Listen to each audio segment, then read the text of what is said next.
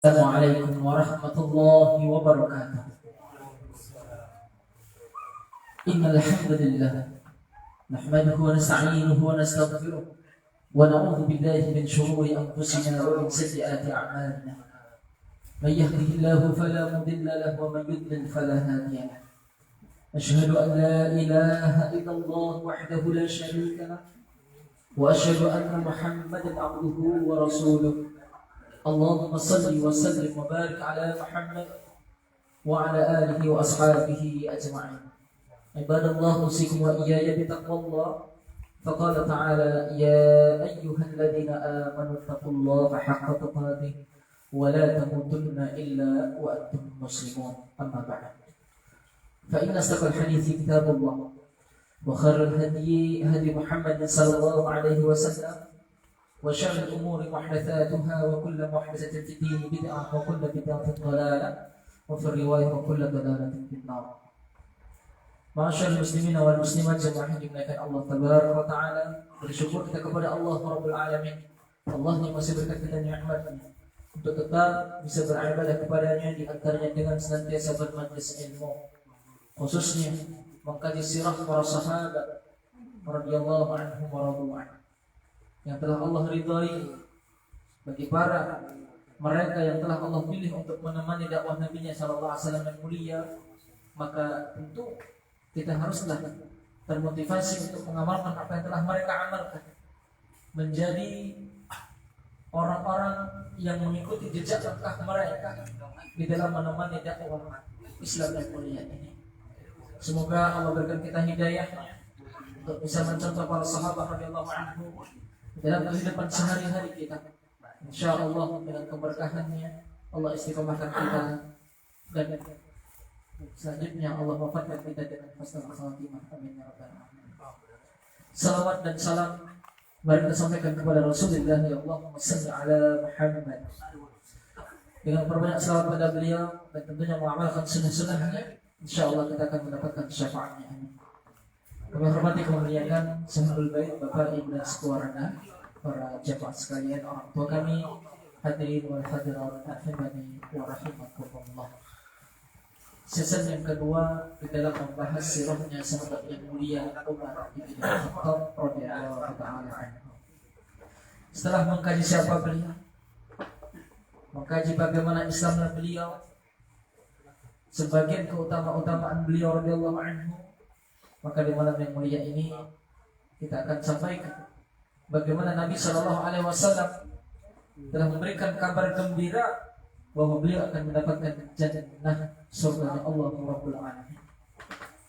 Disebutkan dalam hadis yang diriwayatkan oleh Imam At-Tirmidzi, hadis ini sahih, bahwa Rasulullah SAW pernah bersabda, Abu Bakar di surga, Umar di surga, Utsman di surga, Ali di surga, Talhah di surga, Az-Zubair di surga, Abdurrahman bin Auf di surga, Sa'ad bin Abi Waqqas di surga, Sa'id bin Zaid di surga, dan Abu Ubaidah bin Jarrah di surga.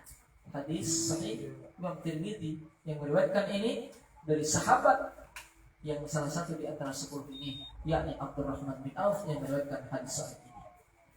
Dari hadis inilah kita kenal dengan Al-Ashraf Al-Mubasysyarun bil Jannah, 10 sahabat Nabi yang diberikan kabar gembira surga oleh langsung lewat lisan Rasul kita sallallahu alaihi wasallam yang mulia.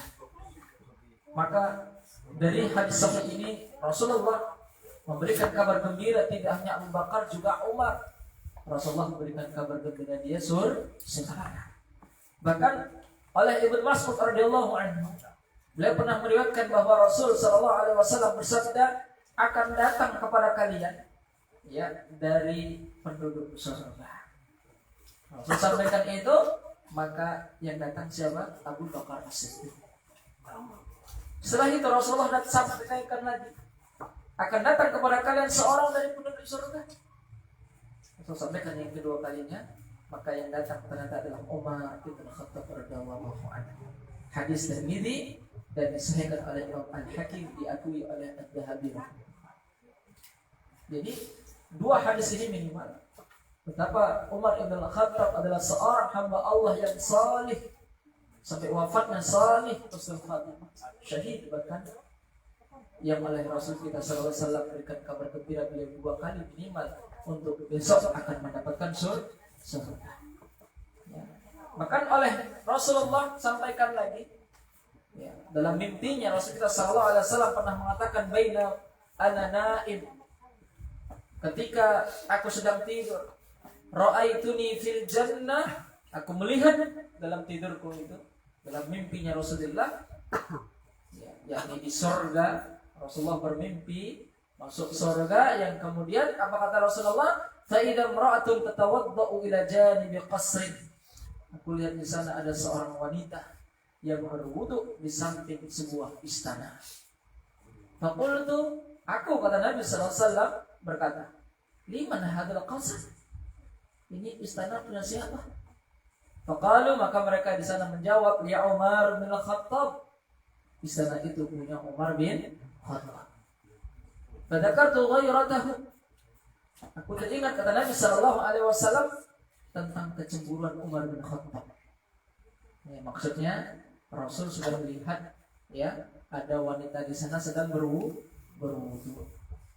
Kata Rasul bahwa ketika pertanyaan Rasul sudah dijawab, ini istana punya Umar, maka Rasulullah langsung teringat kecemburuan Umar bin Khattab, ya, kalau dikabarkan tentang mimpi. Ya. Maka fawallaitu mudbir fabaka Umar, maka kemudian aku pun berpaling pergi, ya, tidak lagi kemudian berlama dalam surga tersebut, walaupun mimpinya Rasul, ya, dan yang kita tahu bahwa wahyul anbiya, ra'yul anbiya ataupun naumul anbiya adalah wahyu. Mimpinya para nabi adalah wahyu. Nah, aku pun langsung berpaling kata Nabi, tidak berlama, karena ada wanita yang berwudu di sana. Karena kecemburuan Umar bin Khattab, namun mendengarkan pernyataan Nabi ini, fabaka Umar pun menangis. Wa qala a'alaika agharu ya Rasulullah, apakah terhadapmu aku harus cemburu ya Rasulullah? Intinya nggak usah lah cemburu begitu ya Rasulullah. Ya. Rasulullah pun intinya menyampaikan pengalaman mimpi beliau tadi di surga, melihat ada istana dan di sana ada seorang wanita berwudu. Rasulullah pun langsung berpaling. Ya, ayat ini disebutkan dalam hadis, ya, Al-Bukhari. Ya, masya Allah. Jamaah yang dimuliakan Allah Azza wa Jalla. Rasulullah sallallahu alaihi wasallam juga pernah bersabda, ya, yang diriwayatkan oleh Anas bin Malik radhiyallahu anhu, apa kata Rasulullah? Bahwa aku masuk surga, di sana terdapat sebuah istana dari emas. Aku bertanya, sebagaimana hadis yang tadi, milik siapa istana ini? Maka di surga sana menjawab, ini milik seorang pemuda Quraisy. Nabi mengatakan, aku kira itu aku. Aku sangka itu istana milik aku, kata Nabi SAW. Tapi kemudian setelah aku bertanya lagi, siapakah pemuda Quraisy itu? Siapa dia? Maka dijawablah Umar bin Khattab radhiyallahu anhu. Ya, disebutkan dalam hadis Tirmidzi, ya, dan Ibnu Hibban juga Ahmad, hadis sahih. Masya Allah. Jadi ada 4 hadis, ya, tentang bagaimana kabar gembira dari Rasulullah sallallahu alaihi wasallam bahwa Umar bin Khattab telah mendapatkan surga. Bagaimana, ya, tentang mereka yang menuduh, ya, yang kemudian berkeinginan, ya, yang jelas untuk Umar bin Khattab mendapatkan neraka. Mereka jauh dari Islam ini, ya, karena Rasulullah telah mengatakan berulang-ulang kali, tidak sekali 2 kali, bahwa Umar bin Khattab telah mendapatkan surga insyaallah taala. Baik, jangan dimakan Allah Azza wa Jalla. Selanjutnya tingkatan keimanan Umar bin Khattab. Pada awalnya tentu kita tahu Umar bin Khattab adalah seorang sahabat yang, ya, bahkan sebelum dia masuk Islam ingin berniat membunuh Rasul atas iming-iming janji upah bayaran hadiah yang fantastis 100 ekor on. Yang kan 4 kali 20 juta. Berapa duit? 2 M. Ya, kepala Rasulullah dihargai sebegitu, siapa yang bisa membunuh Rasulullah SAW? Tentu Allah menjaga nabinya, kekasihnya yang mulia. Dengan itu Umar bin Khattab masuk Islam, bahkan yang mendapatkan hidayah dari Allah sesuai juga dengan sabda Nabi, sungguh Allah akan muliakan ya agama Islam ini dengan di antara dua orang, Abu Jahal ataukah Umar bin Khattab, dan Allah pilih ya hamba yang Allah cintai, yakni Umar bin Khattab. Dia tidak jadi membunuh Rasulullah, memusuhi Islam, sebaliknya akan memenangkan Islam dan membelanya. Jamaah dimakan Allah Azza wa Jalla. Nah, pun demikian setelah masuk Islam, ya belum begitu mengetahui bagaimana kecintaan seorang hamba itu ya, kepada Rasulullah Sallallahu Alaihi Wasallam, yang ternyata pada awalnya Umar bin Khattab menjadikan dirinya dan keluarganya lebih dia cintai daripada Rasulullah. Maka seketika itu Rasulullah Sallallahu Alaihi Wasallam ya mengatakan kepada Umar bin Khattab, tidak wahai Umar, demi zat yang diriku berada di dalam genggaman Allah, ya sampai aku ini, kata Rasulullah, lebih engkau cintai daripada dirimu sendiri. Maka diralahlah oleh Umar bin Khattab bahwa beliau tentu sekarang demi Allah, kata Umar, engkau ya Rasulullah lebih aku cintai daripada diriku sendiri. Al-an, sekarang wahai Umar, sempurnalah imanmu. Ya, ini disebutkan dalam hadis Sahih Bukhari.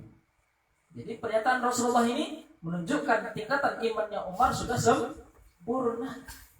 Ya, dan juga menjadi pelajaran bagi kita dalam hal cinta ya, kepada makhluk. Maka Rasulullah adalah makhluk manusia yang paling kita cintai, bahkan dibandingkan tubuh kita sendiri. Kita tentu cinta Pak ya dengan tubuh sendiri kan? Apa bukti? Kalau sakit diobati, supaya tak sakit dijaga kesehatan, kan begitu.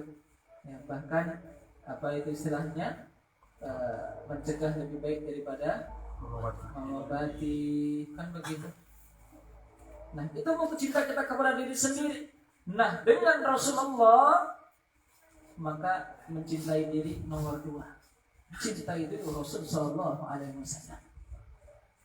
Dan Umar langsung sampaikan itu, dan Rasulullah tidak mengatakan sekarang baru kau ralat umat. Tidak. Rasulullah langsung mengatakan sekarang sempurnalah imanmu. Menunjukkan Rasulullah tahu bahwa Umar bin Khattab jujur dalam lisannya bahwa sekarang engkau ya Rasulullah lebih ku cintai daripada diriku sendiri. Awalnya memang keliru ketika diralat ya, disampaikan oleh Rasulullah mana yang benar, bahwa Rasulullah harus lebih mencintai daripada siapapun, bahkan diri sendiri. Diralat oleh Umar dan Rasulullah saksikan benar, tidak ada kedustaan di situ. Bahkan pernyataan engkau sekarang wahai Umar telah sempurna. Maka di situ kita pun jangan sampai mengalahkan cinta kita kepada Rasulullah ya, dibandingkan cinta kita kepada diri sendiri atau anak sanak famili keluarga. Kita masih kenal ya surah At-Taubah ayat 24. Katakanlah orang tuamu, anak-anakmu, istri-istrimu, ya, keluargamu, ya, saudaramu, anak famili itu ya. Baru kemudian hartamu yang kau takutkan, ya, kehancurannya. Ya, kemudian perniagaanmu, ya, yang kau takutkan kebangkrutannya, kerugiannya. Masa kita tahu dan rumah-rumah yang kalian ridhoi, yang kalian sanjung-sanjung, yang kalian betul-betul ya sukai.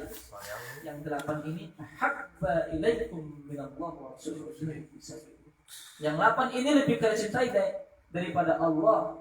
Yang 8 tadi lebih kalian cintai daripada Rasulullah. Yang 8 tadi lebih kalian cintai daripada jihad fisabilillah.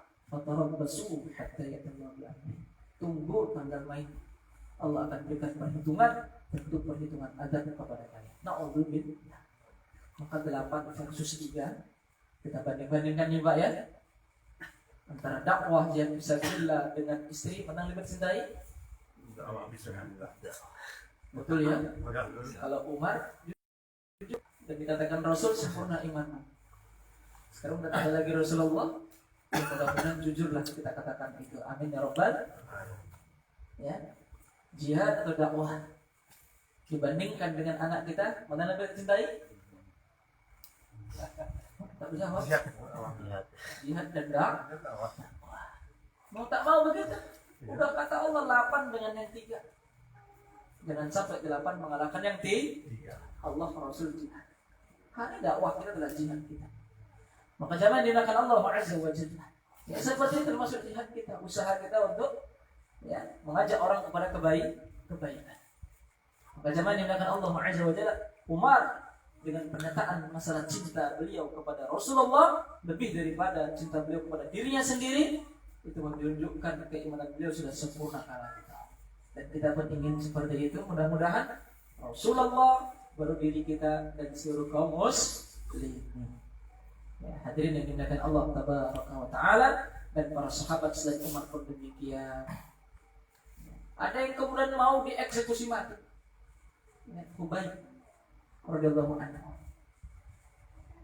Apa kata orang-orang kafir ketika dia sudah mau dieksekusi salat 2 rakaat? Takut dia? Saya enggak takut. Ya, saya mau salat 2 rakaat. Bahkan diiming-imingi lagi, wahai Hubayb, bagaimana? Udahlah, posisimu digantikan Muhammad. Kau di rumah aman sama anak, istri, posisimu digantikan Muhammad. Semangat. Langsung lama. Kecintaan yang kepada Rasulullah disampaikan kepada orang kafir saat itu yang ingin mengeksekusi beliau radhiyallahu anhu. Demi Allah, jangankan dia menggantikan saya di sini, Rasul kami bercinta. Saya di rumah dan dia pun di rumah, Rasul kami di rumah. Di rumah saya sedang bersedekah, bercengkrama dengan anak dan istri keluarga, sedangkan Rasulullah juga di rumahnya tertusuk duri. Demi Allah, saya enggak ridha, saya tidak mau yang seperti itu. Sampai mending aku yang tertusuk duri, beliau yang bercengkrama dengan keluarga. Masya Allah. Bukan lagi otaknya tak digantikan pula saya sama Rasulullah. Elok aku. Ya. Para sahabat siap jadi pagar betisnya Rasulullah Sallallahu Alaihi Wasallam. Terbukti pada perang Uhud kan begitu ya. Pagar betis naik sedikit demi sedikit ke gunung, ke atas. Sampai orang-orang tanya, ya, apakah di situ ada Abu Bakar, Umar, Muhammad? Para sahabat betul-betul naik pagar betis dan ada Tolhah di situ, yang sangat yang dikenal kisahnya adalah membentengi Rasulullah ketika perang Uhud itu, yang sudah terdesak, sangat-sangat terdesak.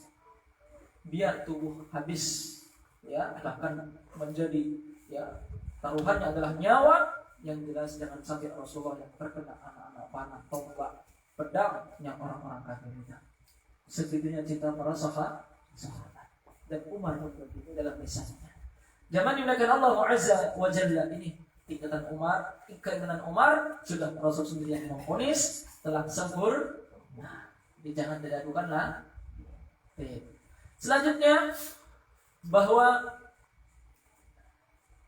tingkatan keagamaan Umar tadi iman. Sekarang tingkatan keagamaan Umar radhiyallahu anhu. Ini hadis dari Abu Sa'id Al-Khudri radhiyallahu anhu.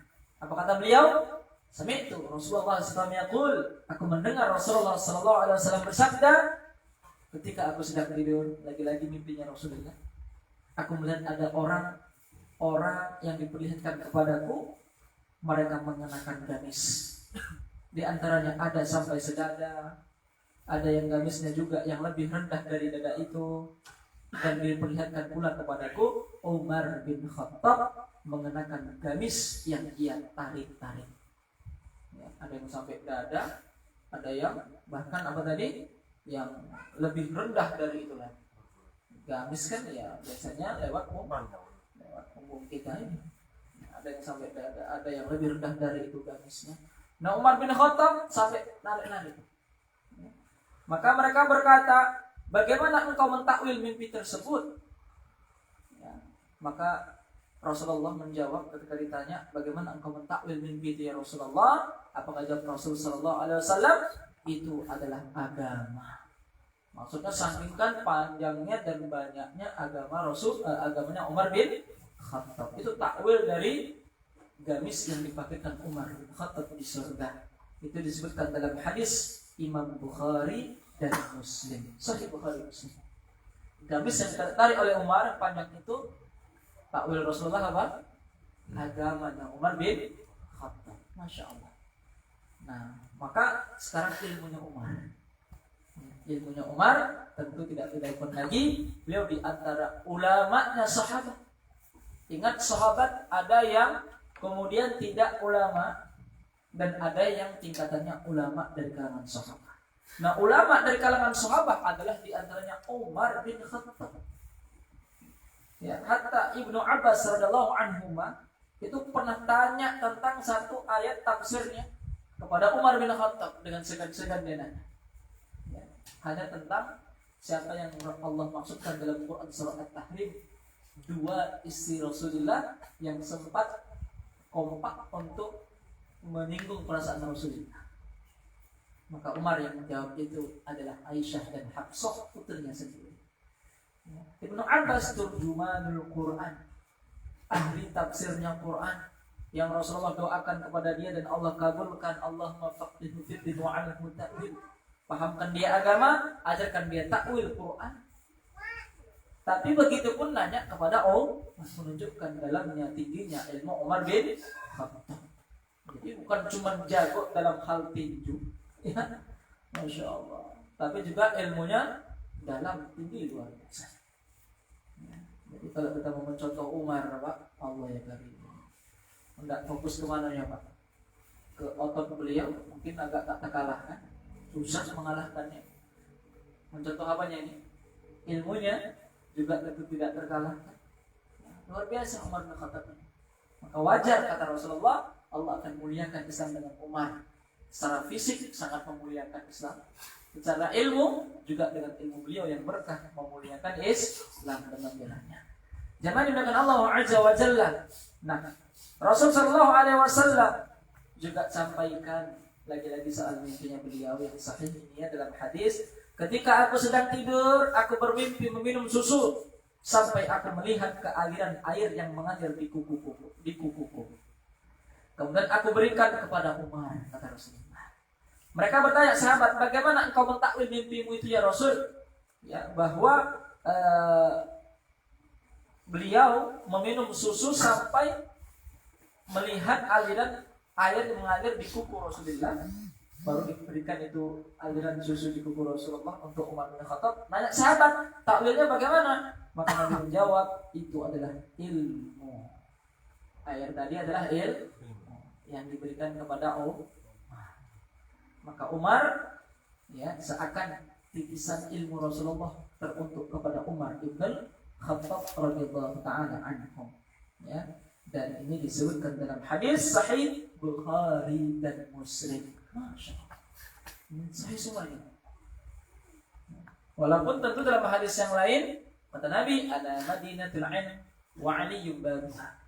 Saya, kata Rasulullah, kotanya ilmu, sedangkan Ali gerbangnya. Mau masuk kota lewat gerbang dulu. Mau tahu apa isi kota, udah nanya aja sama yang di gerbang. Sama Ali bin Abi Thalib. Luar biasa cerdasnya Ali bin Abi Thalib. Ya, dan memang ya, kita akan sampai ke nanti kisahnya sampai ke sana insyaallah taala tentang Ali yang cerdas itu sebagai menantu dan juga pahlawan Islam. Jadi dengan Umar, kepahlawanannya, kehebatan fisik tenaganya diakui Umar dan Ali, tapi ilmunya juga begitu. Termasuk Ali dalam hal qiraat, bacaan Quran kita, sanadnya juga kepada Ali bin Abi Thalib. Imam Hafiz kepada gurunya Asim kepada gurunya Abu Abdurrahman As-Sulami. Abu Abdurrahman As-Sulami dari 5 orang sahabat Nabi. Apakah itu Ali bin Abi Thalib, Abdullah bin Mas'ud, ya, dan Zaid bin Sabit, ya, Ubay bin Ka'ab. Masya Allah, ya, itu menjadi guru-gurunya Abu Abdurrahman As-Sulami, diantaranya Ali bin Abi Thalib. Dan mereka dari Rasulullah dari Jibril dari Allah Azza wa Jalla. Itu sanad mazhab bacaan Quran kita. Ya. Jadi kalau kita nggak pakai mazhab, Anda ini membaca Quran pakai apa? Ya, Pak, ya. Terbukti kita butuhnya mazhab para ulama. Di antaranya contoh kecil soal apa? Baca Quran. Mau waduha atau waduha? Aku waduha. Ya udah, Anda bermazhab Imam Hafiz. Aku tahu tak mazhab langsung Quran dan Sunnah. Cuma pula itu. Ya. Jangan dimakan Allah Azza wa Jalla. Jadi kita mau tak mau bermazhab Hafiz. Kalau nggak mau pakai mazhab ya sudah, baca suka hati. Udah, ini cara bacaku. Ini nggak ada yang dia baca itu dah mazhab Hafiz. Aku tahu nggak mazhab Hafiz. Ya udah, buat sendiri bacaan. Mau macam mana ya? Ya. Oke, fas'alu ahlal dzikri in kuntum la ta'lamun. Al-ayat 7. Banyaklah kepada yang berilmu. Kalau kalian tidak ada, disitulah kita perintah Quran ini untuk belajar dari ulama dan tentu cari ulama yang dekat dengan Rasulullah Sallallahu Alaihi Wasallam. Tabiin, salafus saleh. Adapun ulama kita hari ini bukan memunculkan mereka, ya dari mereka pun adalah syaratnya mereka punya rujukan dari ulama-ulama. Ada orang kadang maaf tidak mau mazhab yang begitu tuh. Rupanya dia pakai gurunya. Ya udah dia bermadzhab dengan gurunya. Itu kan yang disampaikan oleh Syekh Al-Busairi. Ya, kita tahu ini di antara menantunya Syekh Al-Busairi. Mustahil orang ada beragama tanpa mazhab. Ketika dia nggak pakai mazhab tertentu, oke. Tapi dia pakai mazhab gurunya. Itu Anda bermadzhab dengan mulia mana dengan siapa yang bermadzhab dengan para ulama terdahulu Pak mazhab misalnya. Nah, termasuk yang tanya Umar bin Khattab, ucapan beliau ya yang kemudian menjadi banyak ya mazhab para ulama dalam beragama Islam ini. Ya, di antaranya adalah ilmu Umar bin Khattab. Ya, beliau mendapatkan semacam kalau bahasa kita dari hadis Bukhari Muslim tadi, titisan susu yang dilihat Rasulullah dalam mimpinya itu diberikan kepada Umar bin Khattab. Ya, kalau kita mengambil ilmu dari Umar, seakan kita meminum susu dari tangan kuku-kuku Rasulullah Sallallahu Alaihi Wasallam. Jangan dimakan Allah Azza wa Jalla. Ya. Imam Az-Zahabi pernah berkata, Abdullah bin Umar berkata, Umar ya, dengan keilmuannya nih Pak, lihat perhatikan kesungguhan Umar bin Khattab. Kata anaknya sendiri Abdullah, ya, bahwa Umar ayahnya mempelajari surat Al-Baqarah selama 12 tahun. Kata Imam Az-Zahabi dalam riwayat Abdullah bin Umar anaknya sendiri. Surah Al-Baqarah 2,5 itu 12 tahun. Setelah beliau tamat mempelajari Al-Baqarah 12 tahun, maka beliau menyembelih hewan untuk kesedekah. Ini disebutkan dalam kitab Siyar Al-Khulafa Imam Az-Zahabi. Ya, untuk syukur kita kepada Allah, walimah itu Pak adalah tanda syukur kita. Termasuk akikah dalam kitab Al-Mawsu'ah fi Al-Kuwait disebutkan menyembelih hewan kambing sebagai syukur dia kepada Allah atas nikmat anak yang Allah berikan. Ya, jadi walimah itu adalah syukuran kalau bahasa Arab. Ya, bukan syukurin tapi syukuran. Apapun itu, punya rumah baru, undang kawan-kawan, itu walimah. Bahkan ada istilahnya dalam kitab-kitab fikih para ulama. Al-Imam Al-Buhuti Al-Hambali sebutkan dalam kitabnya itu nama-nama walimah banyak. Ya. Yang kita tahu kan cuma oros, khitan, aqiqah, kan begitu. Ya. Bahkan ada walimah untuk undang kawan-kawan atas nikmat yang Allah berikan kepada kita setelah berdirinya rumah baru kita. Ya. Ini kalau kontrak tidak Pak. Walimah juga ada kan? Walimah juga kan yang kemarin kemana-mana awak di bawah jembatan misalnya. Ya syukuran apapun itu. Anak baru lulus, selesai 30 juz Al-Quran, undang orang-orang makan-makan gitu. Ya. Maka dulu tidak begitu menyimpan, ya kalau ada yang sempat dulu menyimpan khatam pakai kulut, apa Pak? Inti apa? Itu syukuran juga. Ya, Masya Allah. Selesai menamatkan mengkaji Al-Baqarah 12 tahun, Umar bin Khattab sembelih pada Baqarah. Ya, dalam hal ini kalau ada yang siap mencontoh Umar bin Khattab dan ulama yang lainnya, kita insyaAllah MTC saya akan minta kan? Masih ya, apalagi soal Quran. Ya pula, dan alhamdulillah kan kalau mengaji kan apalagi Pak Juanda kan, Masya Allah, ada tidak kopi, ya kan? Masih anak-anak yang tua. Silahkan dengan Pak Juanda. Kalau kayak saya itu dah dingin kan baru. Dan pula kan begitu kan? Jawab dimakan Allah Azza wa Jalla. Itu Umar bin Khattab. Kegigihan beliau untuk kemudian belajar disebutkan oleh Umar bin Khattab sendiri sama tetangganya, dia masalah ta'awun, saling tolong-menolong dalam hal ilmu ini, mempelajari hadis dari Nabi sallallahu alaihi wasallam. Apa kata dia kepada tetangga? Wahai kawanku, tetanggaku, kalau saya keluar kota, engkau di Madinah ini bermajlis dengan Nabi, ya, mendengarkan hadis Nabi, tolong kalau nanti saya sampai ke rumah, sampaikan itu ya. nanti kubalas. Pas engkau keluar kota, saya di Madinah, saya bermajlis dengan Nabi sallallahu alaihi wasallam, saya dengarkan hadis beliau, kau pulang insya Allah akan kuberikan. Masya Allah. Ada yang begitu Pak? Ada juga. Pak Juanda sama Pak Madan, Pak Musiman misalnya kan? Ini misalnya pula kan? Apa kajian malam Selasa semalam tuh? Apa kajian sama Ustaz Soleh semalam tuh? Bab apa semalam tuh? Ini sudah lupa pula ya. Yang kita perlu. Oh. Tapi kalau kita pelajari betul-betul Umar bin Khattab siap begitu, berarti salah seorang di antara mereka kedua-duanya tentunya siap untuk menghafal. Siap untuk menghafal. Tak tahu bagaimana caranya. Kalau gaya-gaya kita ini gaya Imam Syafi'i, yang sobat Imam Malik tersinggung. Ya, Imam Malik gurunya sempat tersinggung Pak. Imam Syafi'i itu main-main jari. Ya, begitu selesai ta'lim, Imam Malik negur muridnya Imam Syafi'i rahimahullah. Kenapa kau buat begitu? Ya, mengganggu ya kan. Lagi nyampaikan begini, apalagi menggebu-gebu, si pula di ujung pula main HP. Ya kan tersinggung si guru kan. Tapi kalau menggebu-gebu, mengantuk pula dia, tersinggung nggak sih guru? Enggak ya? Ada yang ngantuk tersinggung, enggak ada ya? Selesai, sampaikan itu kepada Imam Syafi'i. Maka apa jadi Imam Syafi'i rahimahullah ta'ala? Wahai guru, maaf. Ya, itulah cara untuk menghafal hadis yang kudengarkan dari ada tulis Pak. Karena Imam Syafi'i miskin, Allah berikan ujian seperti itu pada awal-awal belajar. Ya, walaupun ketika sudah menjadi seorang ulama, banyak orang yang menyumbangkan banyak harta kepada beliau, ya, bahkan disampaikan kepada temannya untuk menyampaikan berita ini kepada uminya untuk dia jumpa. Malah uminya sekolah kan, maksudnya dia keperintah untuk belajar bukan untuk supaya dapat jadi kaya. Ya, kalau memang dia untuk begitu, suruh tak usah dijumpa sama aku. Kalau omaknya pula. Kalau awak ini jadi omak, bangga, apa sekali. Karena sudah anakku di sekolah. Suruh pulang.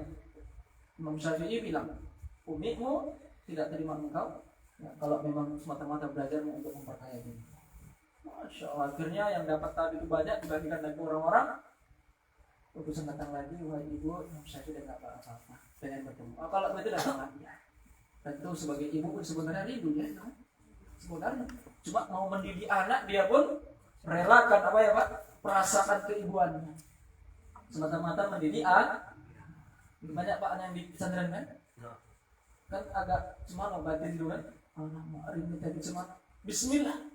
Jangan di manja-manjai, yang akhirnya dia kemudian tidak terdidik dengan yang baik. Nah, kembali ke Imam Syafi'i tadi, bahwa Imam Syafi'i karena miskinnya tidak sempat, tidak punya untuk menuliskan sesuatu hadis yang didengar, caranya ya dengan apa yang bisa dia buat dengan jari-jari. Ya, ini membuktikan beliau bisa menghafal tanpa tulisan, ya kayak kita nih lah kan. Masya Allah, ini Imam Syafi'i semua nih Pak ya. Kan Pak Janda, Pak Janda, menulis dia. Ayo kita menulis dia. Ya, jamaah yang dimuliakan Allah Azza wa Jalla. Nah, Umar bin Khattab dalam tingkatan ilmunya, Masya Allah, berusaha. Ya, bukan mentang-mentang kalaupun beliau dengar hadis Nabi tadi mungkin udah langsung sombong Pak ya. Wah, aku dimimpi Rasulullah. Kasihnya aku air susu tadi dari kuku-kukunya. Hendak apa kau menanya soal agama? Tanya. Dia rupanya tak belajar lagi. Ya kan? Alhamdulillah enggak begitu Umar bin Khattab. Tetap mencari ilmu.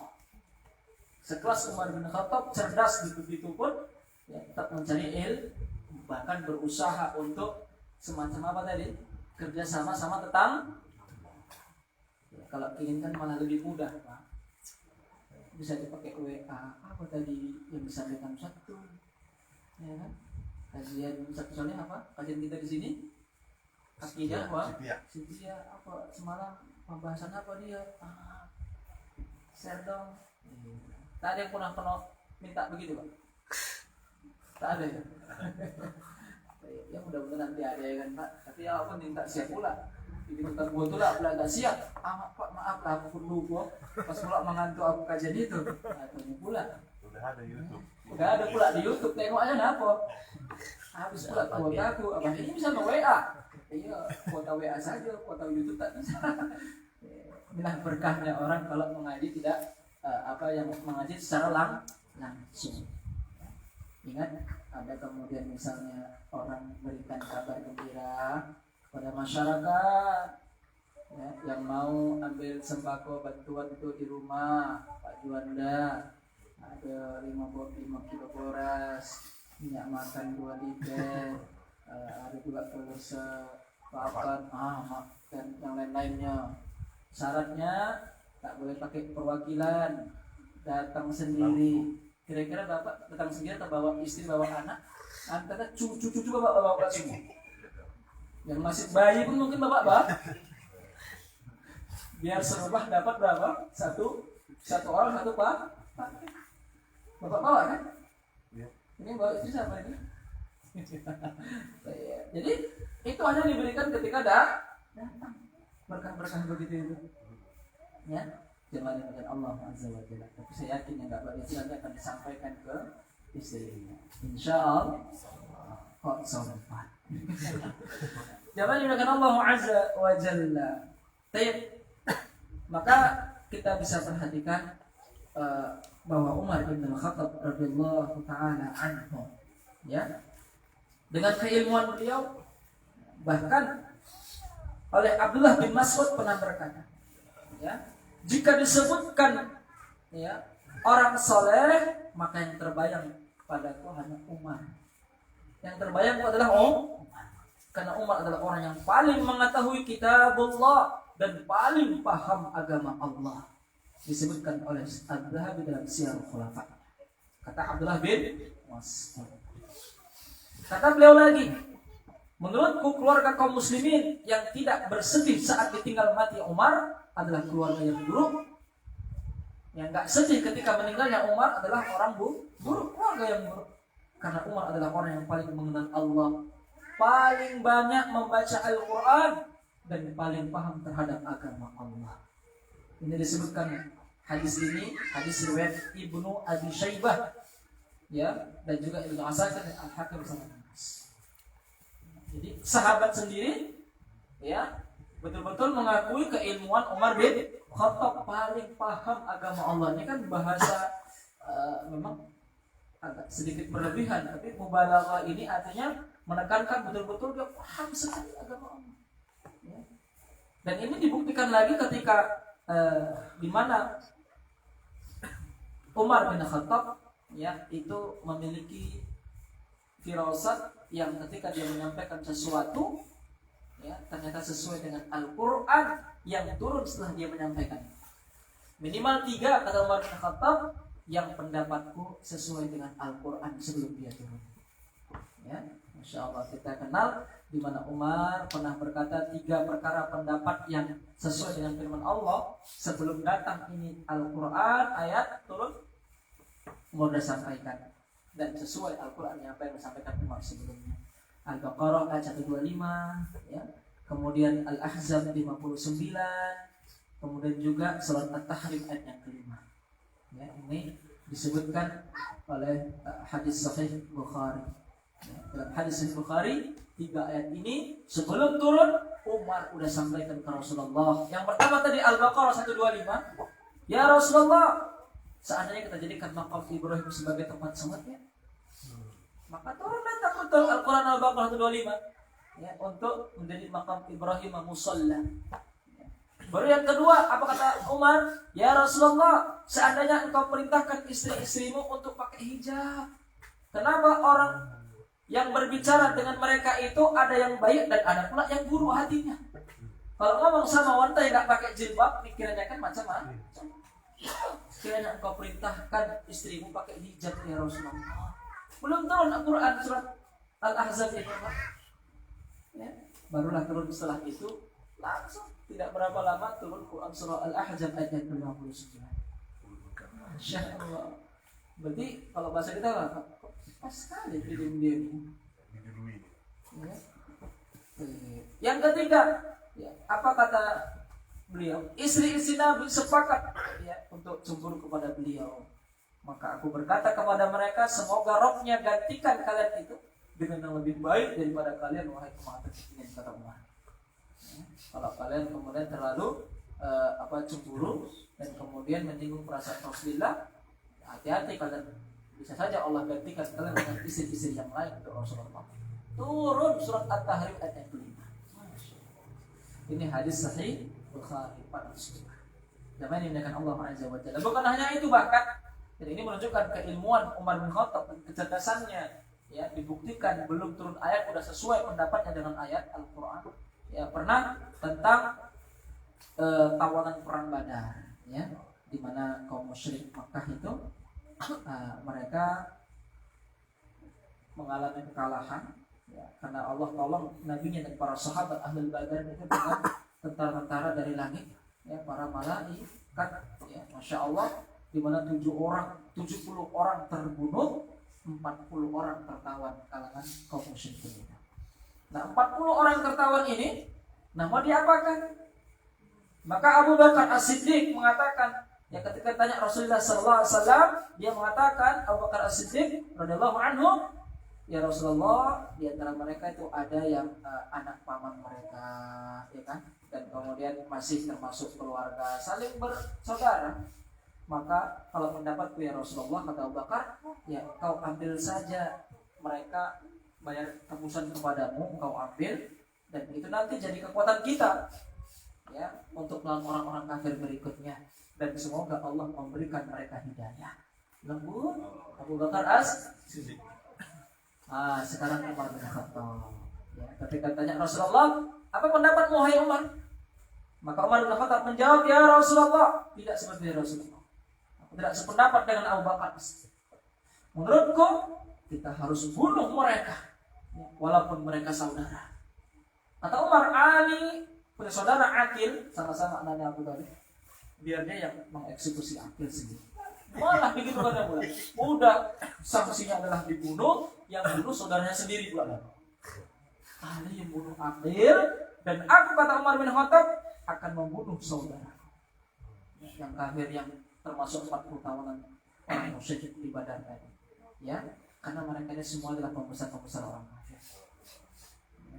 Dalam hadis yang lain Umar mengatakan, kharaju, mereka telah mengusir, wa qatalu, memerangimu, mau dibeginikan.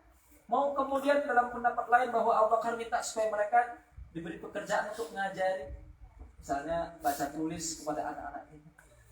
Dengan itu ada jasa mereka punya, berbayar lah begitu. Nah, itu untuk, ya, tebusan mereka biar bebas. Ya, nggak bisa, mereka telah mengusir, telah membunuh kita, memerangi kita, mau dikasih poin pula. Maka itu kata Umar bin Khattab. Saat itu awalnya Rasulullah condong kepada pendapat Abu Bakar. Namun setelah itu jangan dimakan Allah Azza wa Jalla. Keesokan harinya, kata Umar, aku datang melihat Rasulullah SAW dan Abu Bakar duduk sambil menangis. Ya. Maka Umar bin Khattab bertanya, wahai Rasulullah, ceritakan kepadaku apa yang membuat engkau dan sahabatmu Abu Bakar ini menangis. Ya. Jika bisa, ya, maksudnya dengan setelah kalau Anda cerita akhirnya, ya, saya bisa menangis, saya menangis. Tapi kalau nggak bisa, ya sudah, saya biar pura-pura menangis. Biar apa? Tertawa bersama, menangis bersama, kenyang bersama, lapar bukan duitmu duitku, duitku sendiri. Ya, kopimu kopiku sendiri. Ya, tapi apa? Senasib sebegitunya kompaknya, dan kemudian tidak ingin ketika temannya sedang menderita sedih kita malah ketawa. Gak ada Pak, ya, maaf ya, kan? Ini kebiasaan yang mungkin. Jenazah belum jatuh ke lahatnya Pak, belum diturunkan, di pagar kuburan banyak yang ketawa. Entah apa yang dikuburkan. Ya. Bahkan saat kita mengantarkan jenazah kubur kita, ya kubur silakan saja. Tapi kan kemudian tidak terlalu menampakkan keceriaan kita.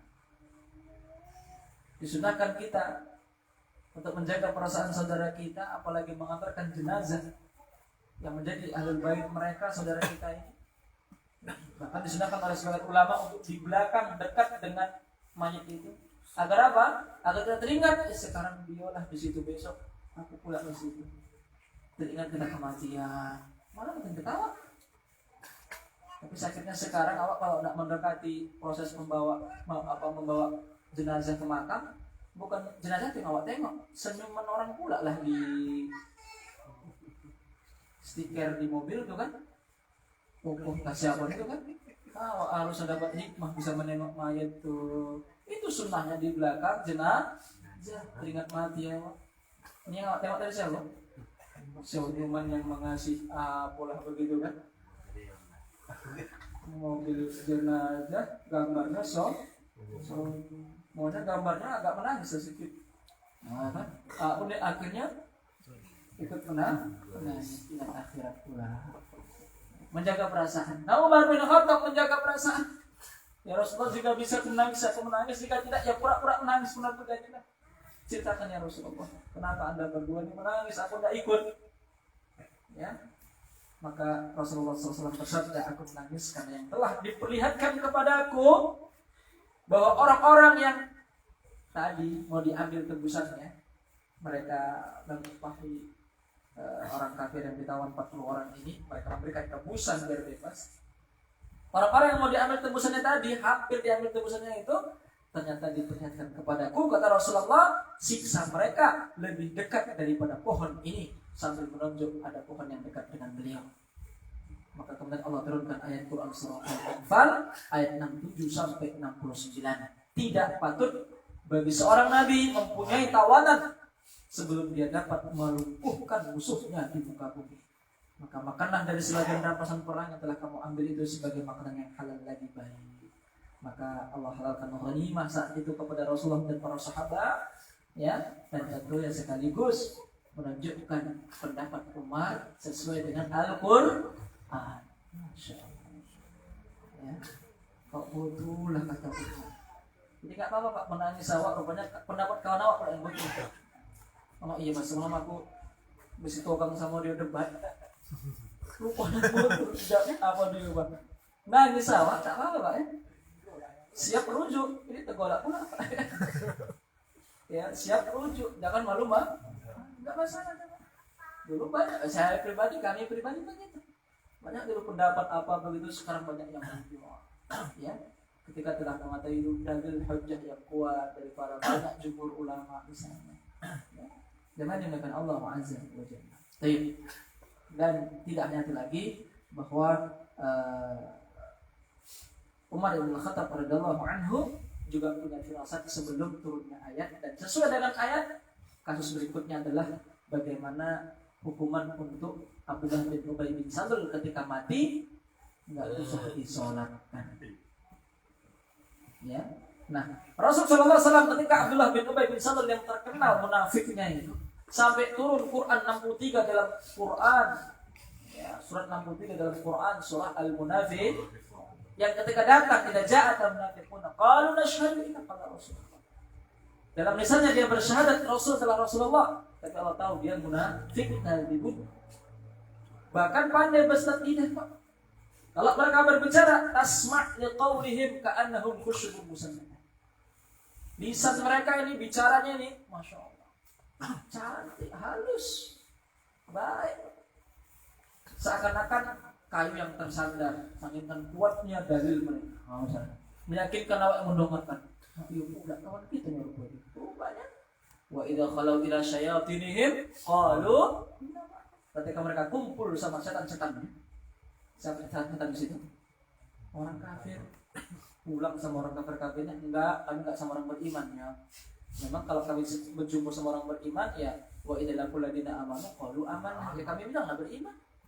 Tapi kalau berjumpa sama kamu kan kawanku orang kafir, kata dia si munafik nih, ya inna ma'akum inna manahnu mustahzi'un. Kami sama kamu.